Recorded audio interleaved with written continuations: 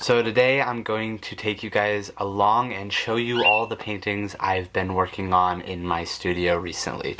I haven't been making very many videos, so none of these are filmed at all, and we're all kind of just paintings I wanted to do, and I just did them and didn't even pick up a camera or film any of these. So I'm going to show them to you guys, starting with this ocean scene. I really like how this one turned out.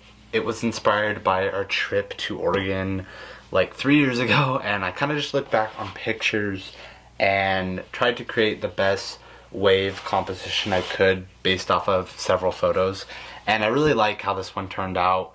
I went very painterly, and I painted over an old painting, so it was kind of hard at first to kind of decide what was what, and there's a few things peeking through in the sky, but I really like how this one turned out. I think it's very beautiful, and I really love the expressive brush marks. Very pretty. I really love how this canvas felt. I think somebody gave me this canvas and it's homemade or something like that, but yeah, I really like how this one turned out. Next up, I have a lake scene that was inspired by a walk that we took near me, and I just really love how this one turned out. I went really loose with it, but from a distance it looks super realistic, and I really like that. I like the birds flying right here. They just add a lot of interest. There's like 4 or 5 of them. You can't really see them until you get really close, which I think is just a nice treat for the people that actually want to look at your art and study it. And then originally the light was shining kind of more over here, but I switched it and made the light shine right here and kind of in the center, but not quite in the center, and made the land kind of light up, and it gave a really nice effect, especially with this cloud covered mountain. The clouds were blocking out the sun, so the sun wasn't hitting this mountain back here, but it was hitting this mountain, and I really like how this one turned out. It's probably one of my favorite paintings I've done in a while, just because how simple it is, and even if you like look closely, it's not realistic at all. And I left a lot of canvas showing through in the corners, which I really like. I think it's very interesting to look at, so I really like how this one turned out. Next up is this painting, which I absolutely love. It's probably one of my favorite paintings. Like, I really love how this painting turned out, and I really want to do this one on a really large scale, or a larger painting. This painting is super loose if you look up closely. Lots of canvas showing through everywhere, and I just love how it looks, especially the canvas showing through under here. I just really love how this one turned out. I did this painting the day before I turned 18, so this was my last painting I did as a 17-year-old, so it's kind of special at the same time. I'm planning on selling all of these pieces within the next few months. I'm not exactly sure if I should just kind of like release them. I liked how they all turned out, but this one, I did this one a couple days ago, and I don't hate it, but I don't love it. I think it's too much land down here. I wish I would have put the rock more down here and then had a little bit more trees, but it's not terrible, and it's super loose and just really quick. But I thought it would turn out cool, but it didn't turn out the way I really wanted it to, but it's okay. They don't all have to turn out, and I think experimenting and trying new things is good for us. So I'm not super good at painting rocks, and that's something I really struggle with, and it kind of prevents me from painting a lot of lake scenes with rocks.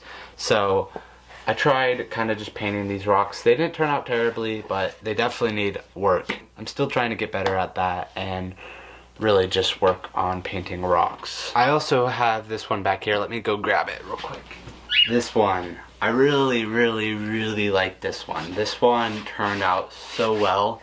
This one and another one I created, which I haven't really shown on here, but it is for sale, so if you guys want to see it, I'll have the link to my website down below. I really like how this one turned out. It's very calming, and I think it's really pretty. I tried some new techniques, especially like in the sky and in the tree here, But I really like how this one turned out. This one's inspired by a scene in Montana and Idaho, kind of where the valleys meet water, and you kind of get these marshy wetland type scenes, and I really am inspired by them. It's a lot more fun to paint than a field or something, so I thought it was really fun to paint this like little winding river kind of just coming through, and then mountains and this tree right here. So I really like how this one turned out as well. All of these are inspired from kind of around here or in Oregon, so I really like them. I plan on doing a lot more paintings this year. I've really just been trying to like pinpoint my style and like figure out what I want my paintings to look like. So the canvas showing through on the edges or around a mountain, I've really been liking recently. I like it to be subtle, and depending on what color I paint my undertone, then that obviously plays into how much I want showing through. So I played with a gray undertone, which I am loving. I don't think I'm gonna really go back to the orange all that much. I did on my newest painting, but I really like the gray undertone. To me it hides a little better, but it also just gives a nice undertone, especially for these bluer paintings, but also if you're doing a sunset or something like that, because you don't want to paint a sunset on an orange undertone because it's really hard to paint a sunset on that, I find. So I've been kind of switching to a warm gray.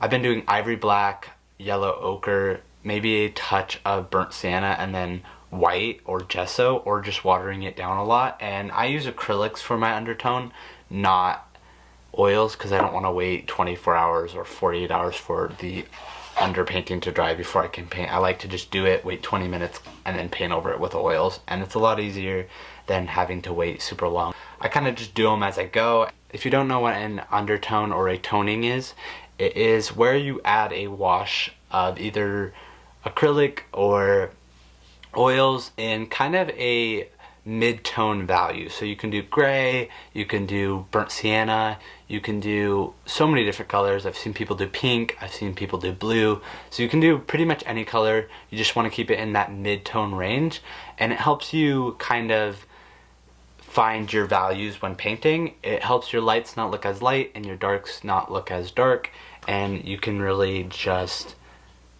kind of paint and your darks don't look too dark and your lights don't look too light, and now you have a painting that looks very good. It's not too contrasty, but it's contrasty enough to where it's interesting. So that's why I do it. And I also really like the bits of color showing through, as well as when you paint on white, it's really hard to get all the white covered up, and that's what annoys me when I paint on white. I have to cover up every last bit, or else it shows through and just looks bad, and your eye is instantly drawn to the white because it's the brightest bright.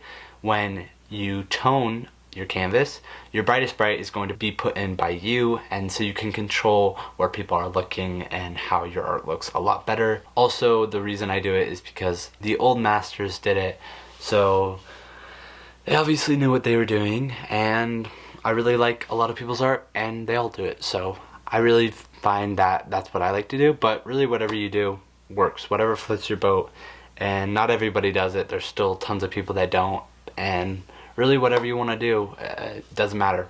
And then the last one of these paintings is this one, which got a little too saturated. I really like how it turned out.